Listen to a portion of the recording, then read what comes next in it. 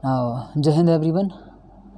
Today's topic is health supplement, and this topic is going to be very helpful for the Air Force candidate who are preparing for the GD, I mean a second phase of Air Force. आपको करना क्या है? कुछ नहीं, सुनी मेरी बात ध्यान से। पता है हेल्थ सप्लीमेंट है ना, बहुत ही इंपॉर्टेंट टॉपिक है और आने के बहुत ही चांसेस हैं इसके। तो मैं क्या करूँगा ना, आपको आज से समझाऊँगा, क्योंकि आप तभी बोल पाओगे उधर जब आपको खुद को एक अंडरस्टैंडिंग होगी, समझे। और अंडरस्टैंडिंग के लिए हम हैं, आपको हम समझाएंगे कि एक्चुअली में हेल्थ सप्लीमेंट होता क्या है। तो चलते हैं। तो आज की हेडिंग जो है ना हमारी, वो है health supplement. Health supplement.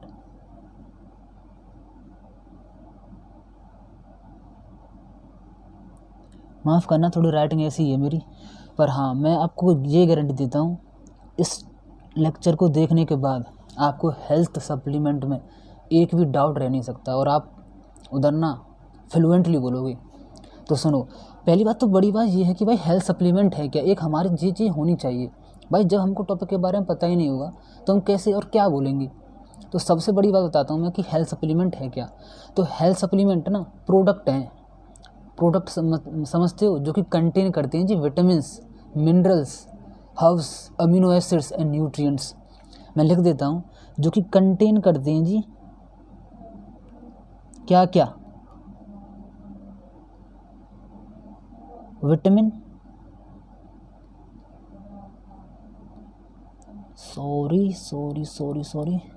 Vitamin, minerals,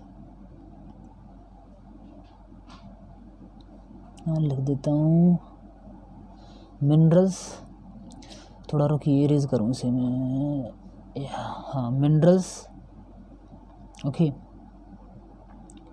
and nutrients. बहुत सारे न्यूट्रिएंट्स होते हैं इसमें।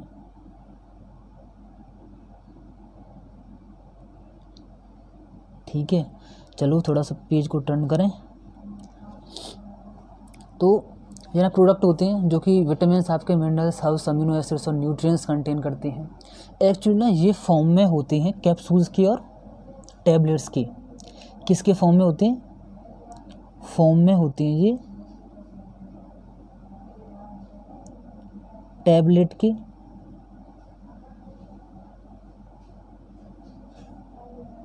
एंड कैप्सूल्स के।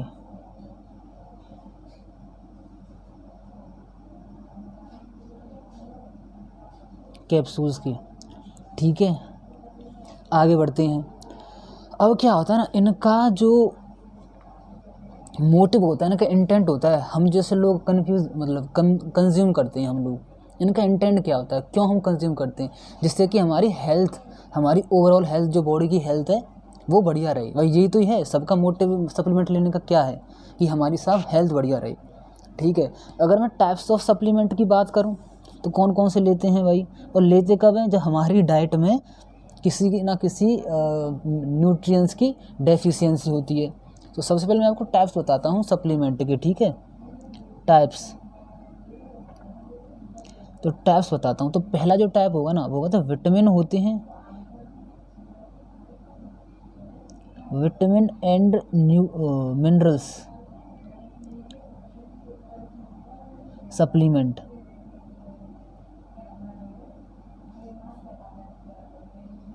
ठीक है।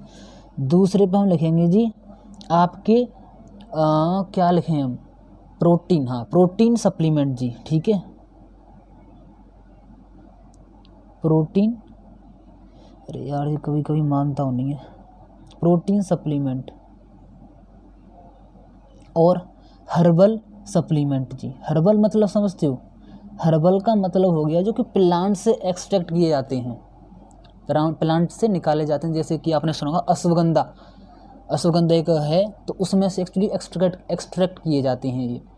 अब बात करते हैं जी हमारे, देखो भाई हम कुछ ले रहे होंगे, भाई सप्लीमेंट ले रहे हैं, ठीक है भाई, कुछ ना कुछ तो बेनिफिट करते ही होंगे, जो बेनिफिशियल तो होंगे हमारे लिए। भाई क्या क्या इनके बेनिफिट्स हैं लेने की, वो देखते हैं।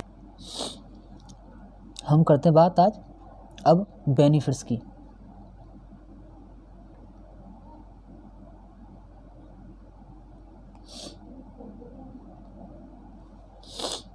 तो बेनिफिट लो पहले।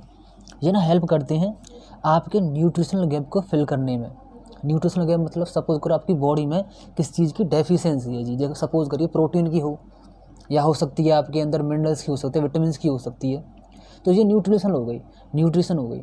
इनको अगर इतनी कमी हो रही है ना बॉडी में तो इनको फुलफिल करेगा।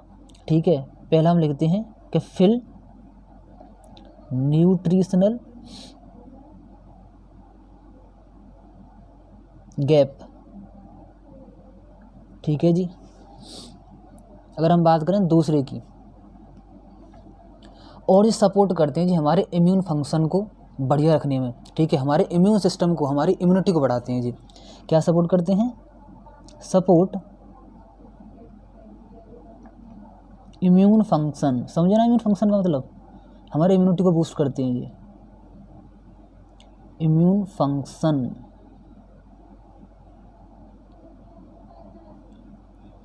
ठीक है, और क्या करते हैं जी? और ये प्रमोट करते हैं जी हमारे ओवरऑल वेलनेस। अगर हमारी भाई बॉडी ठीक ही नहीं होगी, भाई हमारा मोटिव क्या है लेने का सप्लीमेंट्स? क्या है मोटिव? कि हमारी बॉडी की हेल्थ बढ़िया रहे, वेलनेस हो हमारी बॉडी की, तंदुरुस्त फुर्तीले फील करें थोड़ा, यही तो है। तो प्रमोट करते हैं जी हमारे बॉडी की ओवरऑल वेलनेस।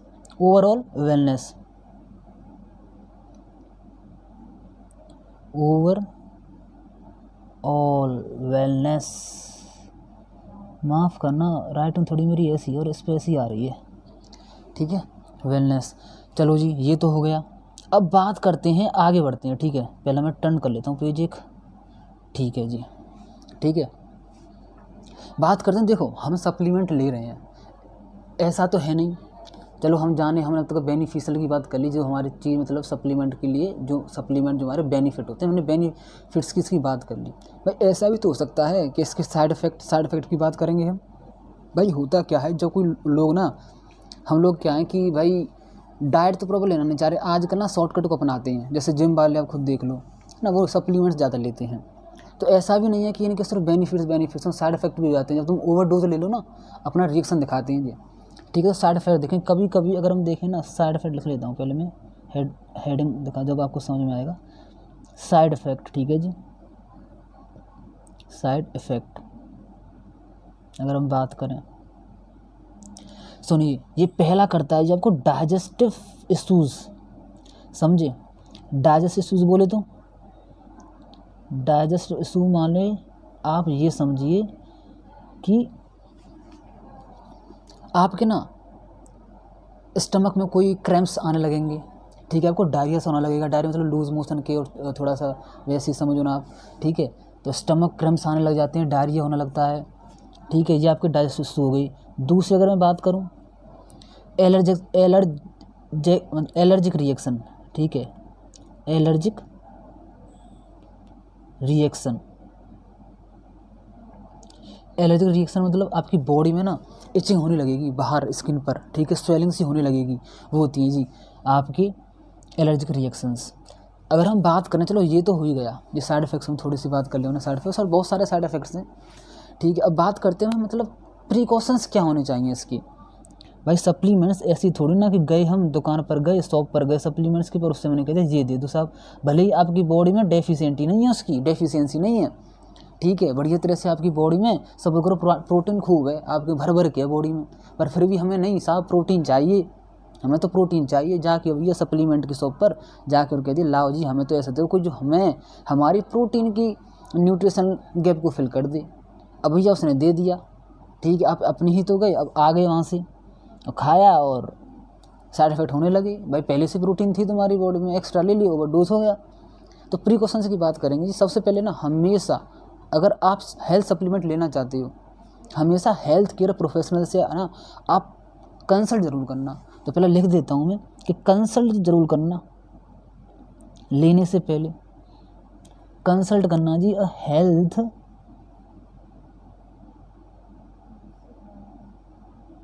केयर प्रोफेशनल से।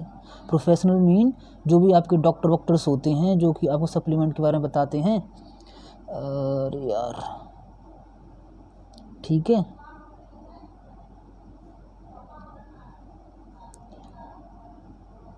प्रोफेशनल्स,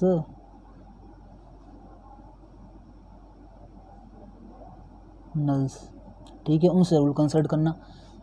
बहुत इम्पोर्टेंट है ये पॉइंट। अगर आप उधर बोलोगे ना, ये सारे पॉइंटों को मैं बता रहा हूँ, ऐसे इंप्रेशन पड़ेगा ऑफिसर पर, जो आपको सुन रहे होंगे उधर डिबेट में आपकी में, ये कहेगा कि वास्तव में हाँ कुछ है, इसका कंटेंट जो है ना एकदम रिलीवेंट कंटेंट है, यही कंटेंट चाहिए, ठीक है। दूसरा, जो भी आपने जो भी हेल्थ केयर प्रोफेशनल से जो भी कंसल्ट किया है, वो जो भी रिकमेंड है आपको डोसेज करे कि आपको इतने दिन में इतनी बार लेना है, या महीने में इतनी बार लेना है, या आपको लेना नहीं है, उसे ज़रूर फॉलो करना, ठीक है।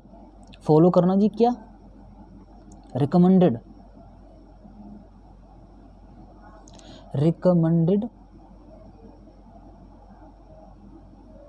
डोसेज, ठीक है जी, डोसेज, समझे? यहाँ तक क्लियर है? और समझिए, और समझाएंगे मैं भी। और सुनिए, देखिए, प्रेग्नेंट वुमेन को ना, और जो ब्रेस्ट फीडिंग कराते हैं, जो सपोज करिए कि प्रेग्नेंट वुमेन और ब्रेस्ट फीडिंग, प्रेग्नेंट वुमेन को तो हमेशा इनसे दूर रहना चाहिए, सप्लीमेंट को लेना ही नहीं चाहिए। ब्रेस्ट फीडिंग यानी जो बच्चा है दूध पीता है माँ का, उनको, उन माताश्री को भी दूर रहना चाहिए, ठीक है, क्योंकि ये ना उनकी हेल्थ पर और उनके बच्चे की हेल्थ पर दोनों पर इफेक्ट कर सकता है, ठीक है। तो तीसरा, अगर मैं बात करूँ प्रिकॉशंस की, तो प्रेग्नेंट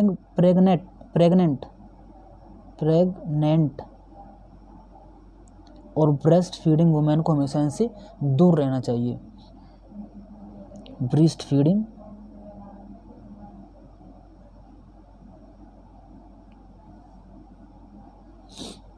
वुमेन को हमेशा इससे अवे रहना चाहिए।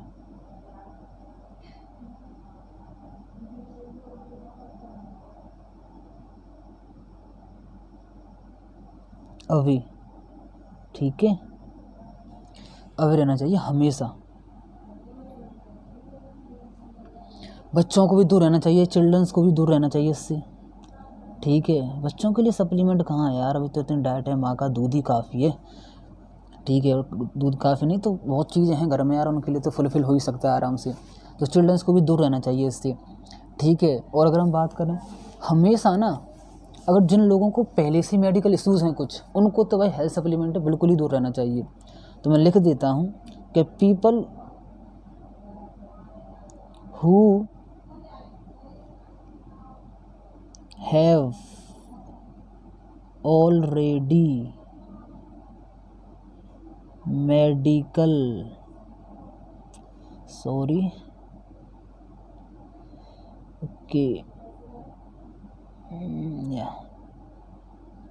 मेडिकल इशू, उनको भी साफ दूर रहना चाहिए।